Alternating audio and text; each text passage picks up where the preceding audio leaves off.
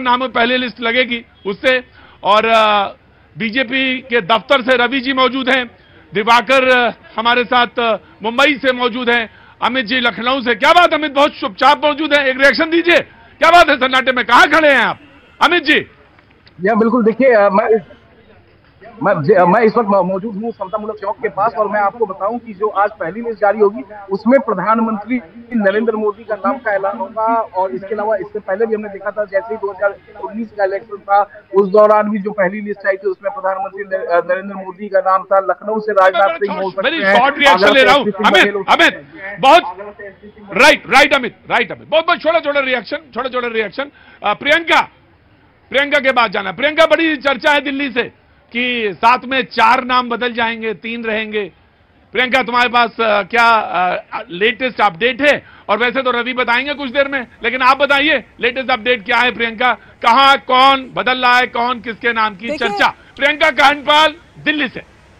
देखिए जी प्रतीक जी, देखिए जो अभी तक खबर आ रही है तो बताया जा रहा है कि 6 टिकट्स को लेकर आज अनाउंसमेंट हो सकती है, जिसमें से 4 जो है वो बदले जा रहे हैं। और प्रवेश वर्मा, जिनके पिछली बार की अगर बात करें तो रिकॉर्ड विनिंग था, 5 लाख वोटे का तकरीबन फर्क था जिससे उनका एक रिकॉर्ड बना था जीत का, तो वो बने रह सकते हैं। ये संभावित लिस्ट की जब हम बात कर रहे हैं। दूसरा संभावित नाम जो बने रह सकता है वो मनोज तिवारी का है, काफी पॉपुलर है, नॉर्थ ईस्ट से ये लड़ते हैं। इसके अलावा बाकी जो नाम है, चाहे नई दिल्ली की सीट हो, नई दिल्ली सीट पे बेहद रोचक नाम सामने आ रहा है। सुषमा स्वराज की बेटी है बांसुरी स्वराज, जो कि 1 साल से अगर दिल्ली बीजेपी की बात करें तो ऑफिस बेयरर भी हैं, मंत्री हैं, स्टेट सेक्रेटरी हैं। और इसके अलावा दुष्यंत गौतम का नाम आ रहा है, रोहिणी वाली सीट, हंसराज वाली जो सीट थी उसके बदले में। खास बात यह कि चांदनी चौक सीट की जब हम बात करते हैं, व्यापारियों का पूरा जोन है, व्यापारी संघ वहां पर बहुत ज्यादा एक्टिव है, और वहां से जो नाम सामने आ रहा है वो केट के जनरल सेक्रेटरी प्रवीण खंडेलवाल का नाम सामने आ रहा है। ईस्ट दिल्ली की सीट को लेकर अभी बहुत ज्यादा क्लैरिटी नहीं है। ईस्ट दिल्ली की सीट को लेकर प्रियंका बड़े काफी खंडेलवाल साहब बहुत काफी समय से सक्रिय थे। मैं बिल्कुल आपके पास आऊंगा, मैं रुक करना चाहूंगा इस वक्त बीजेपी दफ्तर। रवि, कितनी देर में अनाउंसमेंट होगा, कब से ये जनता मौजूद है? थोड़े रिएक्शंस दे देगी ये भी तो मुझे बताइए कि बीजेपी के दफ्तर से कब आप हमको नामों का ऐलान करते हुए सुना रहे हैं?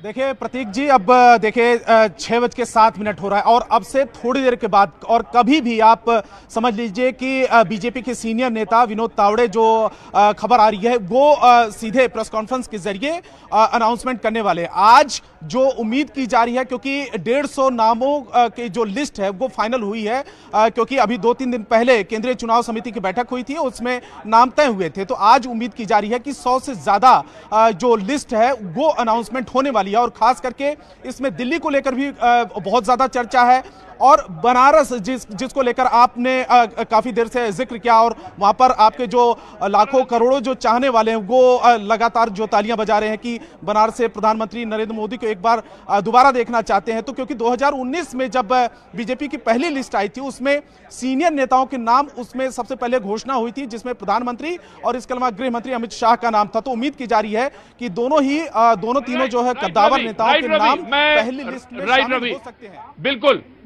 बिल्कुल जयपुर से एक रिएक्शन लूंगा, उससे पहले मैं जनता की तरफ जाना चाहूंगा। भोपाल से भी मैं मनोज जी के पास भी पहुंचूंगा, जो कि बड़े जानकार हैं, दोनों बड़े अनुभवी पत्रकार, कई इलेक्शंस इन्होंने देखे हैं। भवानी जी जो कि जयपुर से, और हमारे मनोज जी जो कि भोपाल से मौजूद हैं। एक छोटा सा रिएक्शन ले लेते हैं जी। क्या हुआ? अब मैं आ गया जी, जनाब बोलिए, वेरी क्विक।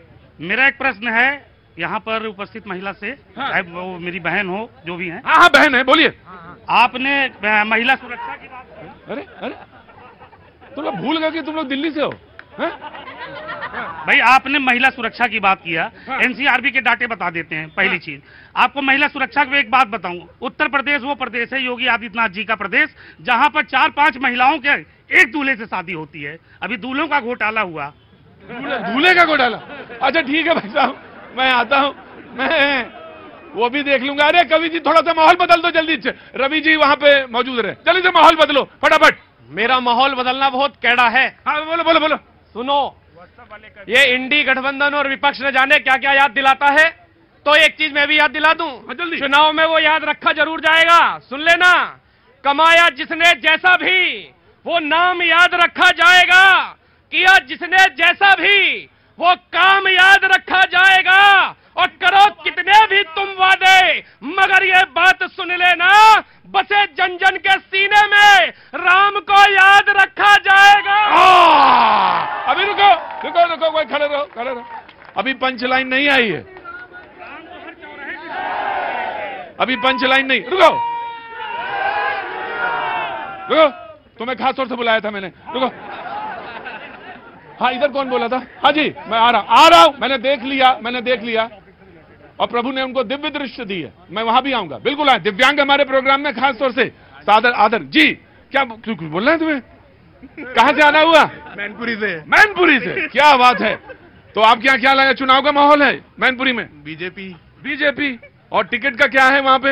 राम नरेश अग्निहोत्री जी को मिल सकती है। राम नरेश अग्निहोत्री जी को मिल सकती है। अरोड़ा जी कुछ कहना चाहते हैं, कांग्रेस के पक्ष में बोलते हैं जी।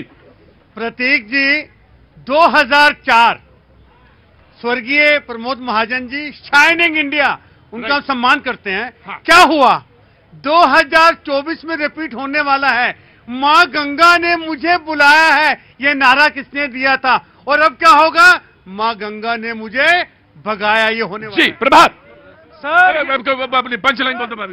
पंच लाइन ये है आखिरी, बसे जन जन के सीने में, बसे जन जन के सीने में राम को याद रखा जाएगा।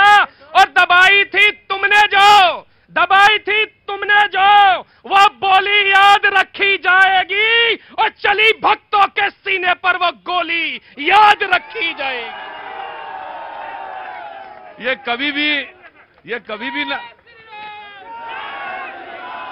कभी भी बड़े खूब होते, जहां ना लड़ाई हो रही वहां लड़ाई करा दें जी, आराम से जी। मैं Prabhat, your analysis. Prabhat, your analysis. Sir, Bhajpa का उम्मीदवार कहीं नहीं बदला जाता, ये कांग्रेस नहीं है जो लगातार टूटती रहती है। भाजपा का उम्मीदवार पहले भी कमल का फूल था, आज भी कमल का फूल है और कल भी कमल का फूल रहेगा। ये व्यक्ति केंद्रित पार्टी नहीं है, इसीलिए गौतम गंभीर स्वयं पीछे हटते हैं तो आतिशी को प्रेस कॉन्फ्रेंस करनी पड़ती है।